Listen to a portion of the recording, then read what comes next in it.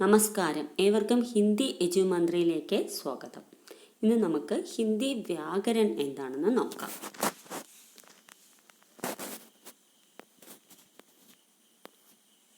അപ്പോൾ ഹിന്ദി വ്യാകരൺ എന്താണെന്ന് നോക്കുന്നതിന് മുമ്പായിട്ട് നമുക്ക് ഭാഷ, ലിപി, ബോലി എന്നിവയെക്കുറിച്ചുകൂടെ അറിയേണ്ട ആവശ്യമുണ്ട്.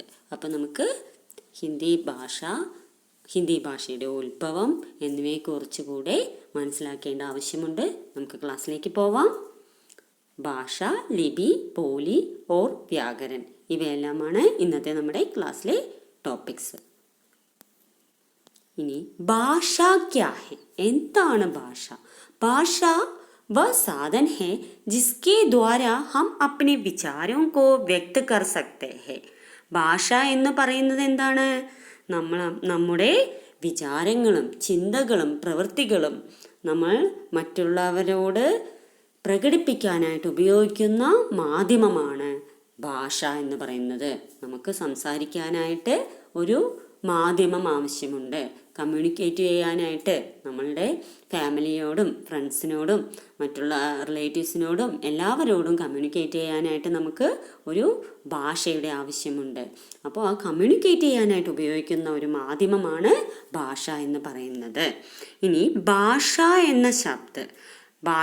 എന്ന വാക്ക് ഉത്ഭവിച്ചിരിക്കുന്നത് എങ്ങനെയാണ് എന്നുകൂടെ നമുക്ക് നോക്കാം. ഭാഷാ ശബ്ദ് സംസ്കൃതക്കെ ഭാഷ ധാതു സെ ബനാ ഹെ. ഭാഷ എന്ന വാക്ക് സംസ്കൃതത്തിലെ ഭാഷ എന്ന ധാതുവിൽ നിന്നാണ് ഉത്ഭവിച്ചിരിക്കുന്നത്. ജിസ്കാ അർത്ഥ ഹെ ബോൽന യാ കെഹ്ന. ഭാഷ എന്ന ധാതുവിൻ്റെ അർത്ഥമാണ് ബോൽന യാ കെഹ്ന, സംസാരിക്കുക, പറയുക. നമുക്ക് മറ്റുള്ളവരോട് കമ്മ്യൂണിക്കേറ്റ് ചെയ്യാനായിട്ട് ഉപയോഗിക്കുന്ന ഒരു മാധ്യമമാണ് ഭാഷ എന്ന് പറയുന്നത്. ഭാഷ എന്ന ശബ്ദ ഭാഷ ധാതുവിൽ നിന്നാണ് ഉത്ഭവിച്ചിരിക്കുന്നത്. ഇപ്പോൾ എന്താണെന്ന് മനസ്സിലായില്ലേ? ഇനി നമുക്ക് ഭാഷാക്കെ രൂപ് എന്തൊക്കെയാണെന്ന് നോക്കാം. ഭാഷാക്കെ ദോ രൂപ ഹെ.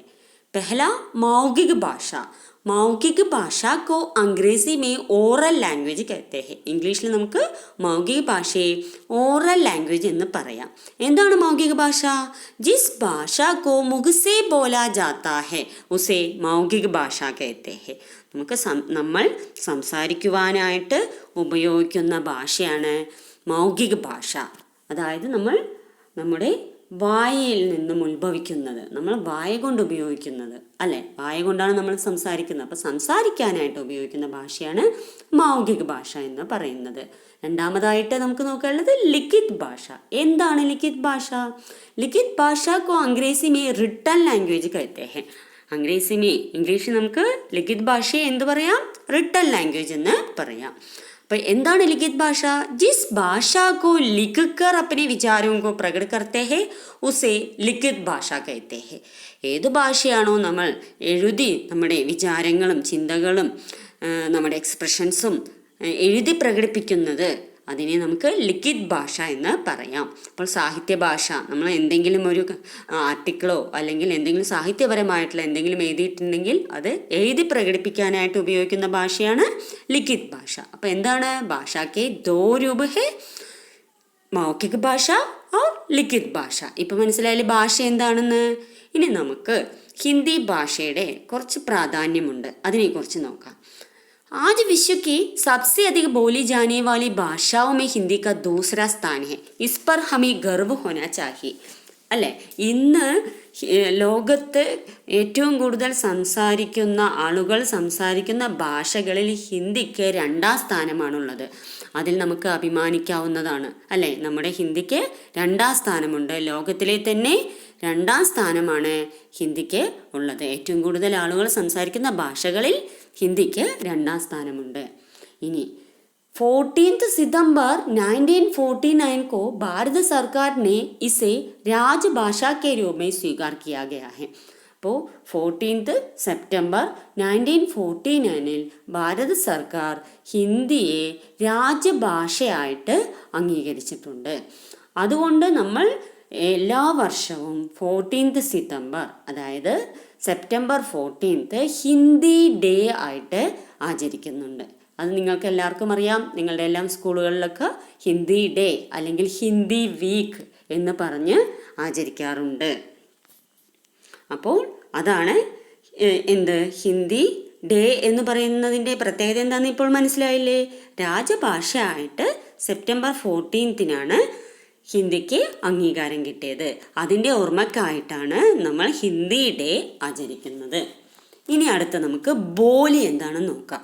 എന്താണ് ബോലി? किसी प्रांत के बहुत सीमित क्षेत्र में बोली जाने वाली भाषा के रूप को बोली कहा जाता है. बोली का कोई लिखित रूप नहीं होता. അതായത് किसी प्रांत के बहुत सीमित क्षेत्र में बोली जाने वाली भाषा, അതായത് ഏതെങ്കിലും ഒരു ചെറിയ പ്രദേശത്ത് മാത്രം സംസാരിക്കാനായിട്ട് ഉപയോഗിക്കുന്ന ഭാഷയുടെ ഒരു രൂപമാണ് ബോലി എന്ന് പറയുന്നത്. അപ്പോൾ ബോലിക്കൊരു ലിഖിത് രൂപം ഇല്ല, എഴുതുവാനായിട്ടുള്ളൊരു ലിപി ബോലിക്ക് ഇല്ല. ബോലി എന്ന് പറയുന്നത് സംസാരിക്കാനായിട്ട് മാത്രം ഉപയോഗിക്കുന്ന ഒരു ഭാഷയുടെ ഒരു രൂപമാണ്. അത് ചെറിയൊരു പ്രദേശത്ത് മാത്രം ആളുകൾ സംസാരിക്കുന്ന ഭാഷയുടെ ഒരു രൂപമാണ് ബോലി എന്ന് പറയുന്നത്. ഹിന്ദിക്ക് ബോലിയാം. ഹിന്ദിക്ക് ബോലിയാം എന്തൊക്കെയാണെന്ന് നമുക്ക് നോക്കാം. ഹിന്ദിക്ക് 5 ബോലിയാം ഹെ. പശ്ചിമി ഹിന്ദി, इसके अंतर्गत ब्रज, घड़ी बोली, हरियाणवी അല്ലെങ്കിൽ ബാംഗരു, ബുന്ദേലി और കനൗജി, പൂർവി ഹിന്ദി, സിന്ധി, ബഗേലി, ഛത്തീസ്ഗഢി, രാജസ്ഥാനി, മേവാത്തി, മാർവാടി, മാൽവി, ജയ്പുരി, ബിഹാരി, മൈഥിലി, മഗഹി, ഭോജ്പുരി, പഹാഡി, ഗഡ്വാലി, കുമയൂണി, നേപ്പാളി. അപ്പോൾ ഹിന്ദിക്ക് 5 ബോലികളാണുള്ളത്. ആ ബോലിയിൽ ഉൾപ്പെടുന്ന ഭാഷാരൂപങ്ങളാണ് നമ്മളിപ്പോൾ നോക്കിയത്. അപ്പോൾ പശ്ചിമി ഹിന്ദി ഏതൊക്കെയാണ് 5 ബോലികൾ? ഹിന്ദിക്ക് 5 ബോലിയാം ക്യാ ക്യാ ഹേ? പശ്ചിമി ഹിന്ദി, പൂർവി ഹിന്ദി, രാജസ്ഥാനി, ബിഹാരി, പഹാഡി. അപ്പോൾ എല്ലാവർക്കും ഇപ്പോൾ ബോലി എന്താണെന്ന് മനസ്സിലായില്ലേ? ബോലി ചെറിയൊരു സീമിത പ്രദേശത്ത് മാത്രം സംസാരിക്കാൻ ഉപയോഗിക്കുന്ന ഭാഷയുടെ ഒരു രൂപമാണ് ബോലി. ഇനി നമുക്ക് അടുത്തതായിട്ട് ലിപി എന്താണെന്ന് നോക്കാം. എന്താണ് ലിപി? ഭാഷാ കെ ലിഖ്നെ കെ ഢംഗ് കോ ലിപി കഹാ ജാതാ ഹെ. ഭാഷ എഴുതുവാനായിട്ട് ഉപയോഗിക്കുന്ന രീതി. ഢംഗ് എന്ന് പറഞ്ഞാൽ എന്താ? രീതി. ഭാഷ എഴുതാനായിട്ട് ഉപയോഗിക്കുന്ന ഒരു റിട്ടൺ ആയിട്ടുള്ള ഒരു രീതി, അതിനെയാണ് നമുക്ക് ലിപി എന്ന് പറയുന്നത്.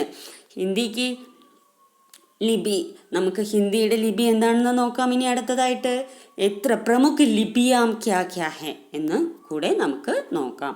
പ്രമുഖ ലിപിയാം ഗുരുമുഖി ലിപി, तमिल देवनागरी लिपि, रोमन लिपि, पारसी लिपि. इनी गुरुमुखी लिपि के अंतर्गत पंजाबी, तमिल लिपि के अंतर्गत तमिल भाषा, देवनागरी लिपि के अंतर्गत हिंदी, संस्कृत, मराठी, बोडो आदि भाषाएं, रोमन लिपि के अंतर्गत अंग्रेजी, जर्मन, फ्रांसीसी आदि भाषाएं और पारसी लिपि के अंतर्गत उर्दू भाषा आते हैं. അപ്പം हमारी हिंदी की लिपि ദേവനാഗരി ലിപി ഹെ. ദേവനാഗരി ലിപിയിലാണ് ഹിന്ദി എഴുതുന്നത്. ഇപ്പം മനസ്സിലായില്ലേ? പ്രമുഖ ലിപിയാം ക്യാ ക്യാ ഹെ? ഗുരുമുഖി ലിപി, തമിഴ്, ദേവനാഗരി, റോമൻ, ഫാർസി. അപ്പോൾ ലിപി എന്താണ്? ഭാഷ എഴുതുവാൻ ഉപയോഗിക്കുന്ന ഒരു രീതിയാണ് ലിപി എന്ന് പറയുന്നത്. ഇപ്പോൾ ലിപി എല്ലാവർക്കും മനസ്സിലായല്ലോ. ഇനി അടുത്തതായിട്ട് നമുക്ക് വ്യാകരണം എന്താണെന്ന് നോക്കാം. हिंदी व्याकरण അല്ലെങ്കിൽ व्याकरण എന്താണ് व्याकरण?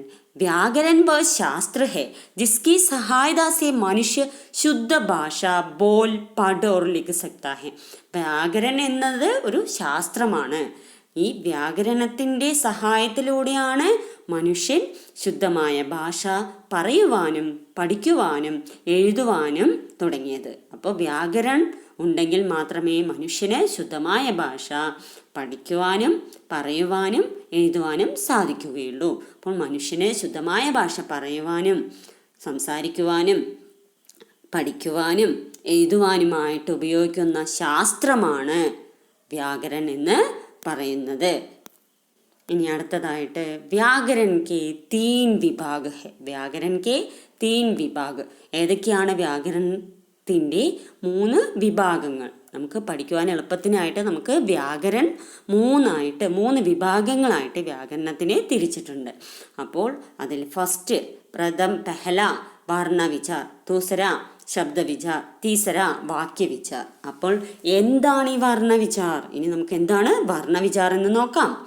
वर्ण विचार एक व्याकरण का वह विभाग है जिसमें वर्णों के आकार, उच्चारण और उनके मेल से होने वाले शब्द आदि का अध्ययन किया जाता है. അപ്പോൾ എന്താണ് വർണ്ണവിചാർ? വ്യാകരണത്തിൻ്റെ എന്താണ് വർണ്ണവിചാർ എന്ന് പറയുന്നത്? വ്യാകരണത്തിൻ്റെ ഈ അധ്യയൻ, അതായത് വർണ്ണോക്ക് ആകാർ. വർണ്ണം എന്ന് പറഞ്ഞാൽ എന്താ? ലെറ്റർ, അക്ഷർ. അപ്പോൾ ഓരോ അക്ഷരത്തിൻ്റെയും ആകൃതി, ഹിന്ദി അക്ഷരമാലയിലെ അക്ഷരത്തിൻ്റെ ആകൃതി, ഉച്ചാരൺ, വർണ്ണോക്ക് ആകാർ, ഉച്ചാരൺ, അതുപോലെ തന്നെ उनके मेल से होने वाले शब्द आदि का अध्ययन किया जाता है. वर्णों के आकार, വർണ്ണങ്ങളുടെ ആകൃതി, ഉച്ചാരൺ, ഉൻകെ മേൽ സേ ഉച്ചാരൺ, അതുപോലെ തന്നെ ഒരു വർണ്ണങ്ങൾ കൂടിച്ചേർന്ന് എങ്ങനെയാണ് ശബ്ദം ഉണ്ടാവുന്നത്. ശബ്ദം എന്ന് പറഞ്ഞാൽ വേർഡ്, വർണ്ണങ്ങൾ ചേർന്ന് വേർഡ് എങ്ങനെ ഉണ്ടാവുന്നു എന്നിവയെക്കുറിച്ചുള്ള പഠനമാണ് വർണ്ണവിചാറിൽ ഉൾപ്പെടുത്തിയിരിക്കുന്നത്. രണ്ടാമതായി ശബ്ദവിചാർ എന്താണെന്ന് നോക്കാം. ശബ്ദവിചാർ എന്താണ്? इसमें शब्दों की उत्पत्ति, प्रकार, रूपांतरण आदि का अध्ययन किया जाता है. ശബ്ദവിചാറിൽ ശബ്ദം എന്ന് പറഞ്ഞാൽ വർണ്ണങ്ങൾ ചേർന്ന്, ലെറ്റേഴ്സ് ചേർന്ന് നമുക്ക് എന്തുണ്ടാവുന്നു? വേർഡ്സ് ഉണ്ടാവുന്നു. അപ്പോൾ വേർഡ്സിൻ്റെ ഉത്പത്തി എവിടെ നിന്നാണ്? വേർഡ്സിൻ്റെ പ്രകാർ, വാക്കുകളുടെ പ്രകാർ, എത്ര ഭേദമുണ്ട്, വേർഡ്സിൻ്റെ രൂപാന്തരം, എങ്ങനെയൊക്കെയാണ് ഈ വാക്കുകളിൽ രൂപാന്തരണം സംഭവിക്കുന്നത് എന്നിവയെക്കുറിച്ചുള്ള അധ്യയനം, എന്നിവയെക്കുറിച്ചുള്ള പഠനം ശബ്ദവിചാറിൽ ഉൾപ്പെടുത്തിയിരിക്കുന്നു. മൂന്നാമതായിട്ട് നമുക്ക് വാക്യവിചാർ എന്താണെന്ന് നോക്കാം.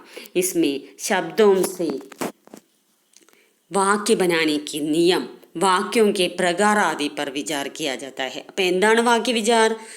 വേർഡ്സിൽ നിന്നും വാക്യമുണ്ടാവുന്നത് എങ്ങനെ, ഒരു സെൻറ്റൻസ് ഉണ്ടാവുന്നത് എങ്ങനെ. അപ്പോൾ ലെറ്റേഴ്സിൽ നിന്നും വേർഡ്സ് ഉണ്ടാവുന്നു, വേർഡ്സിൽ നിന്നും സെൻറ്റൻസ് ഉണ്ടാവുന്നു. ആ പ്രോസസ്സാണ് ഇവിടെ നടക്കുന്നത്. അപ്പോൾ വേർഡ്സിൽ നിന്നും എങ്ങനെ ഒരു സെൻറ്റൻസ് ഉണ്ടാവുന്നു, ആ സെൻറ്റൻസ് ഉണ്ടാകുമ്പോൾ ശ്രദ്ധിക്കേണ്ട നിയമങ്ങൾ എന്തൊക്കെയാണ്? വാക്യക്കെ പ്രകാർ, അതായത് സെൻറ്റൻസിൻ്റെ എത്ര വിഭാജനമുണ്ട്, എത്ര തരത്തിലുള്ള സെൻറ്റൻസ് ഉണ്ട് എന്നിവയെക്കുറിച്ചുള്ള അധ്യയനം വാക്യവിചാറിൽ ഉൾപ്പെടുത്തിയിരിക്കുന്നു. അപ്പോൾ വ്യാകരൺ കെ 3 വിഭാഗ് ഹേ: വർണ്ണവിചാർ, ശബ്ദവിചാർ, വാക്യവിചാർ. ഇപ്പോൾ ഏകദേശം ഒരു ഐഡിയ കിട്ടിയില്ലേ? ഭാഷ എന്താണ്, ബോലി എന്താണ്, ലിപി എന്താണ്, വ്യാകരണം എന്താണ് എന്നിവയെക്കുറിച്ചുള്ള ഏകദേശം ഒരു ധാരണ എല്ലാവർക്കും കിട്ടിയില്ലേ? ഇനി നമുക്ക് അടുത്ത ക്ലാസ്സിൽ വർണ്ണവിചാർ എന്താണെന്നുള്ളത് ഡീറ്റെയിൽ ആയിട്ട് അടുത്ത ക്ലാസ്സിൽ പഠിക്കാം. അടുത്ത ക്ലാസ്സിലെ വർണ്ണവിചാർ എന്താണെന്ന് പഠിക്കാനായിട്ട് എല്ലാവരും റെഡിയായിരിക്കുക. അപ്പോൾ എല്ലാവർക്കും ധന്യവാദ്. Thank you.